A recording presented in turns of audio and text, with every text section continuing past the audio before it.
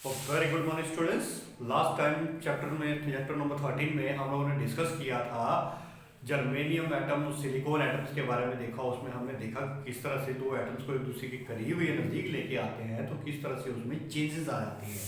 ठीक है, किस तरह से हमारे एनर्जी बैंड्स प्रोड्यूस होते हैं और कैसे एनर्जी बैंड्स की हेल्प से हम लोग अलग अलग तरह की फॉर्मेशंस को बना सकते हैं।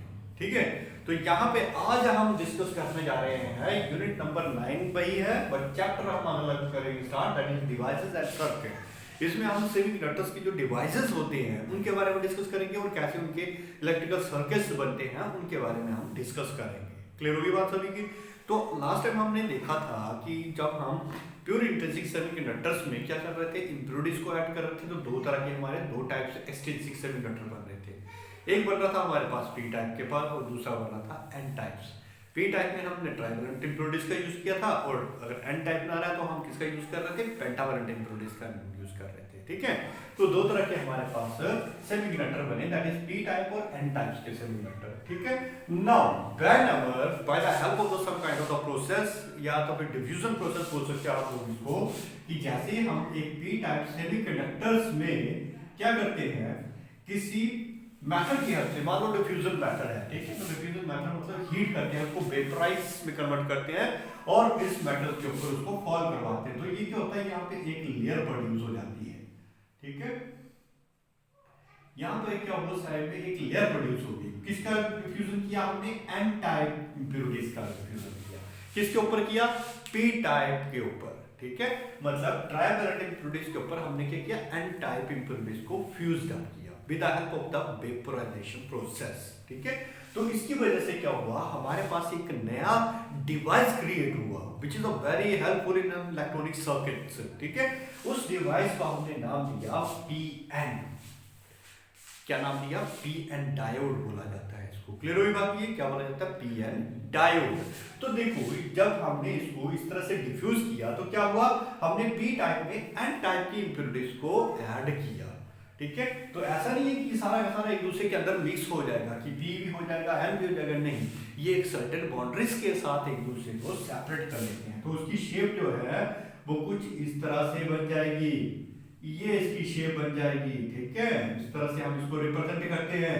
तो यहाँ पे हम लिखेंगे पी टाइप, या इसको बाहर लिखो, ये बन जाएगा हमारे पी टाइप और ये बन जाएगा हमारे पास एन टाइप। क्या हुआ, पेंटावेलेंट इंप्योरिटीज अलग है बाउंड्रीज के साथ, दूसरी तरफ क्या आ जाएगी हमारे पास, एन टाइप की इंप्योरिटीज। यानी कि जब हमने इन दोनों को फ्यूज्ड अप किया तो कुछ इस तरीके से हमारे पास ये बना।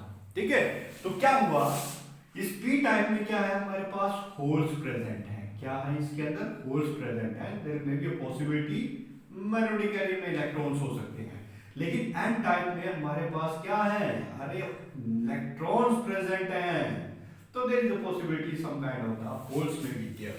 ठीक है, मेजॉरिटी में क्या रहेंगे, होल्स रहेंगे, माइनॉरिटी में क्या रहेंगे, इलेक्ट्रॉन्स रहेंगे, और एन टाइप में क्या होगा, मेजॉरिटी में इलेक्ट्रॉन्स और माइनॉरिटी में होल्स होंगे। क्लियर हुई बात? ये जब हम इन दोनों को फ्यूज्ड अप किया तो इन दोनों इंप्योरिटीज को एक पर्टिकुलर बाउंड्री नीचे किया, सेपरेट किया। ये जो बाउंड्री होती है, ठीक है, इस बाउंड्री को हम बोलते हैं जंक्शन। क्या बोला जाता है इसको, जंक्शन बोला जाता है। ठीक है, तो जब हमने पी टाइप और एन टाइप इंप्योरिटीज को एक दूसरे के साथ फ्यूज्ड अप कर दिया तो उन्होंने क्या किया, एक पर्टिकुलर बैरियर बनाया, वहां पे छोटा सा पर्टिकुलर रीजन बनाया जिसको हमने नाम दिया जंक्शन, ताकि हम सेपरेट कर सके कि इस तरफ हमारे पास पी टाइप की इंप्योरिटीज है और दूसरी तरफ क्या है, एन टाइप की इंप्योरिटीज है।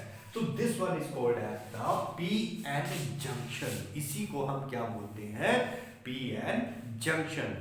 The boundary which separate the p-type of impurities and n-type of impurities is called as the p-n junction. Is that clear to everyone?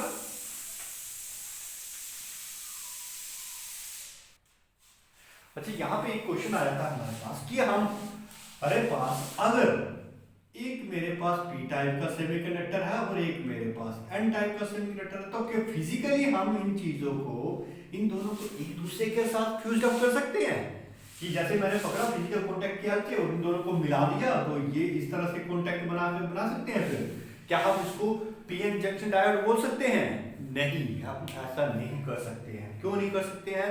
Because of the impurities available on the surface of that kind of the material. अगर जब हम इन microscope के under देखेंगे, ठीक है, तो इनके surfaces पर क्या होती हैं, ये इम्प्यूरिटीज ऐड होती हैं, इम्प्यूरिटीज होती हैं किसी तरह से, या वो डस्ट पार्टिकल होगी या किसी और मटेरियल की इम्प्यूरिटीज हो जाती है, ठीक है। जैसे हम इन दोनों को एक दूसरे के करीब लेके आते हैं, इनके कांटेक्ट में लेके आते हैं, तो क्या होगा, किस तरह से ये फॉर्मेशन करेगा। देखो, सॉरी, इसको हम यहाँ से करते हैं। एक मैंने इस तरह से इम्प्यूरिटीज डस्ट पार्टिकल बता दिए, दूसरे को यहाँ से बता देता हूँ डस्ट पार्टिकल इसके ऊपर है। तो देखो, ये प्रॉपरली एक दूसरे के साथ कांटेक्ट में नहीं आएंगे, इनके सरफेसेस जो है वो एक दूसरे के साथ प्रॉपरली कांटेक्ट में नहीं आए। किसकी वजह से नहीं आए? इन डस्ट पार्टिकल्स की वजह से नहीं आए, ठीक है। तो हम कभी भी Pn को कभी भी फिजिकल कांटेक्ट की हेल्प से एक दूसरे के साथ फ्यूज्ड अप नहीं कर सकते हैं। There is some kind of the method, कुछ एक प्रोसेसेस होती है, उन्हीं की हेल्प से हम उसको करते हैं। हम क्या करते हैं, छोटा सा वेफर लेते हैं, पी टाइप का वेफर ले लिया, एन टाइप के वेफर के ऊपर उसको फ्यूज्ड अप किया with the help of the melting, या तो फिर उसको हम वेपोराइजेशन प्रोसेस की हेल्प से उसको मेल्ट करवाते हैं। ये हमारा टास्क नहीं है, बस आपने ये मेथड याद रखना है। हम लोगों ने क्लियर होगी बात सभी को ये। तो हम फिजिकल कॉन्टेक्ट से हेल्प से इसको नहीं करवा सकते। ये क्वेश्चन पूछा जाता है क्यों नहीं करवा सकते हैं, तो आपने ये बताया ना, whenever we see in the microscope, तो there is the dust particle, ठीक है। अगर मैं अपने हाथ का कांटेक्ट रखता हूँ इस तरीके से, तो मेरा हाथ का कांटेक्ट भी प्रॉपर्ली नहीं हो पाएगा। क्यों? क्योंकि डस्ट पार्टिकल और ये कर्व्स की वजह से ये पूरे के पूरे सरफेस एक दूसरे के साथ ज्वाइन नहीं होंगे। जब ज्वाइन नहीं होंगे तो इनके बीच में कोई भी इलेक्ट्रिक करंट जो सर्कुलेट नहीं कर पाएगा प्रॉपर्ली। क्लियर होगी बात ये।